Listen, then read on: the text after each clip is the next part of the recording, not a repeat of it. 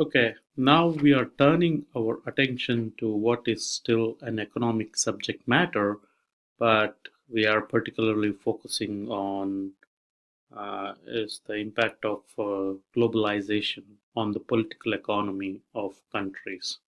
Remember, globalization is certainly something that is a phenomenon which exists between countries in the sense there is a lot more trade between countries, the forces we kind of see that come from outside.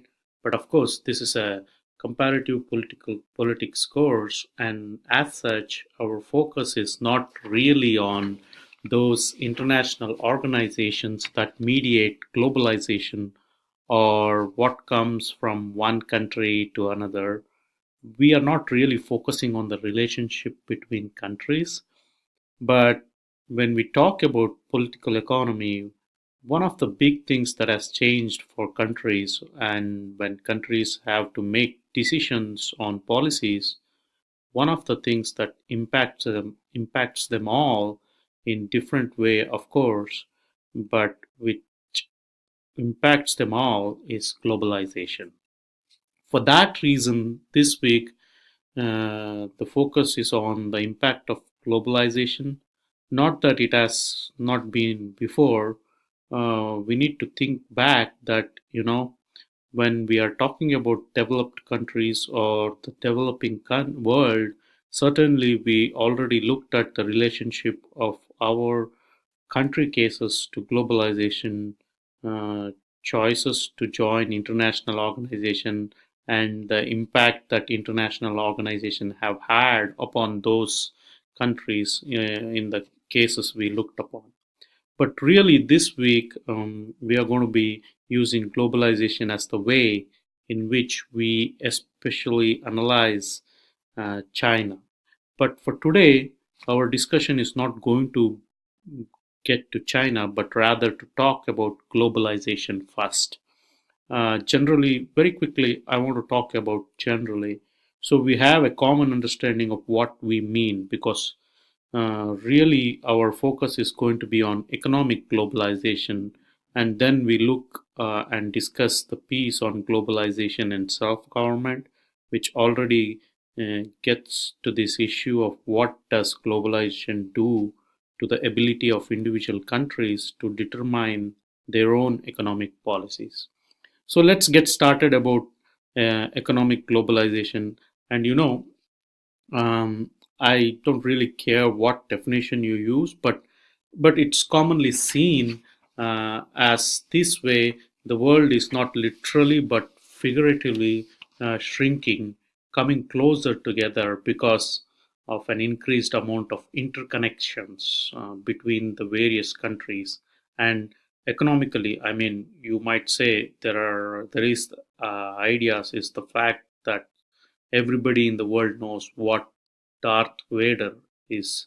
Is that's an example of what globalization for sure. Everybody knows about Star Wars, but it's not so much the idea that we are focused on here. Not so much the technology that helps create those bonds, although they do support economic globalization. But essentially, when we talk about economic globalization, uh, there is three facets to that. The most common way to measure globalization, if we are going to say if a country is highly globalized or not, is if you simply look at that individual country's position in global market, meaning to what degree is what they are produce and what they bring into their country produced in their own country, or does it come from other countries? A country that is very closed off, such as North Korea, is not highly globalized. Countries like Singapore or Hong Kong is tremendously globalized. And then also, like, if you're going to say something like the world is now more, or the global economy is more globalized, then it has been in the past. What do we mean? Well, one of the way that we usually measure this is by saying what percentage of things that are being made in the world enter into global system. meaning get traded abroad. So certainly when we talk about globalization, we have seen tremendous rise over the last 100 years or so. Not continuously, but right now rise in imports and export. People are not just producing for their own country, but countries produce to send their products abroad. The other huge transformation has been the capital flows. Here we mean simply the fact that banks transferring money from one country to another, but also this ability for individuals or even countries to invest elsewhere. This is when we talk about foreign direct investments. That is a huge part of this as well. You can invest directly in a business or you can invest in a stock market of another country. The point is simply that a lot of barrier that used to be exist, and if you think of the barrier you might want to think about something such as Mexico, right, which had these barriers on being able to own or purchase land in Mexico. That would be a barrier to capital investment, and most of those kinds of barriers have been done away with. What is now done in the world is we encourage money to be flowing, we encourage foreign investment to occur, and we don't want to put in things like what we call capital controls, which would make it difficult for someone outside the country to invest in your country because they then have to pay a fees if they pull out that money out of too quickly. That's called a capital control. You might say, well, why don't I ever want to put on a capital control? Well, if you are wanting to have a very stable economy, and it may not be a good to have so much of your money coming from outside. And then, with the potential that it gets pulled out very quickly, it can destabilize your economy. So some countries choose for those capital controls. But again, they are diminishing. Very few countries do that. And instead, the money is flowing. Not to the degree that there is an international trade. With international trade, we could say about one third of everything that is produced goes into global economy, meaning they are get traded. When we are talking about capital flows, on the other hand, I think it's about 6 or 7% of money, and stocks and investments and things of that nature are from outside individual countries. The final factor, of course, is migration, and migration at the global level is much lower. The amount of people in other countries at any given time that are not from that country uh, is globally very not very high. It's about just around 3%, and in the US it may be a little bit different. We have a higher number of foreign born here, um, but still the amount of people who are here, who are from other country citizens of other countries right now, is probably around 8 or 9%. It's not super high, so it's still a way above the global average. But then you got a country like China, which is essentially all Chinese people, or India, which is basically all Indian. So one third of population, over 2 billion, or over 2 billion or so people are in the society that hardly have any migration. So migration is not a huge global phenomenon or globalized phenomena in the same way that international trade is, and then the same way that capital is. But again, these are the three aspects that we think about a lot when we talk about globalization. Now, the question is here is it a new phenomenon? Well, the answer to that would be to the degree, kind of, with migration there, um, that it has come from all different parts of the world. So if you say, is it a new phenomenon? Yes, to a degree it is a new phenomenon, like the kind of migration there, and that it has come from all different parts of the world.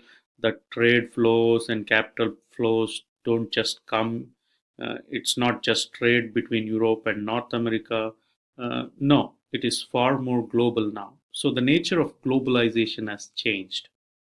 As the amount of it, the degree of it changed, yes, I would say since 1980s, the world has seen globalization, meaning this percentage of GDP that is traded internationally, imported or exported, is higher than ever before. But it's rather recently, and that's worth pointing out is that in the past, the world actually was once trending towards tremendous level of globalization in the late 1800s, in the early 1900s. Think about it. Back to our cases.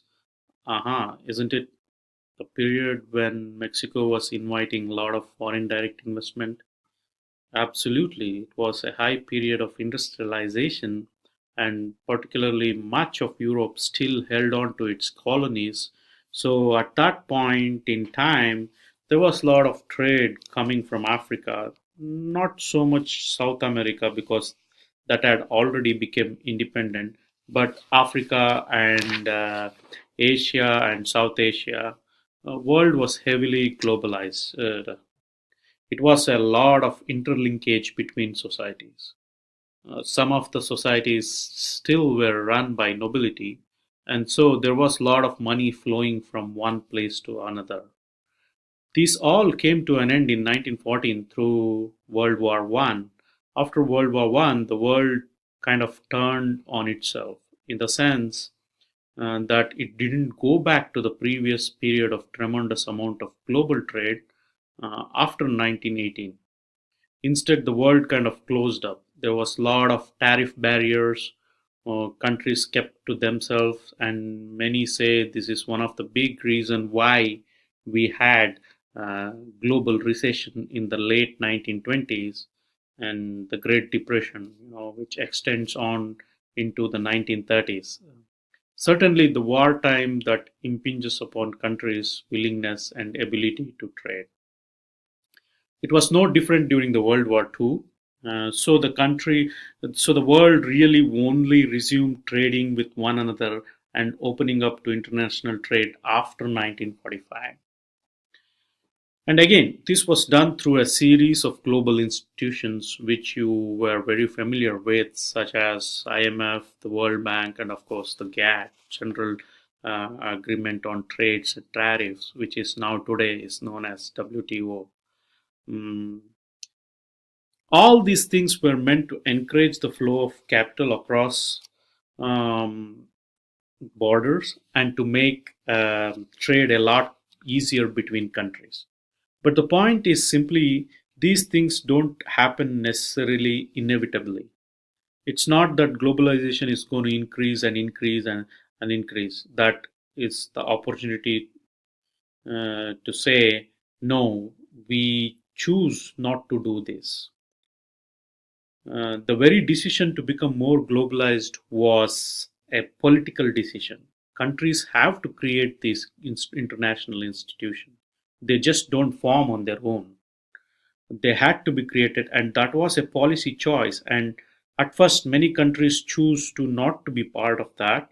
And we have seen that story with Mexico and certain other countries not wanting to be a part of global trade very much.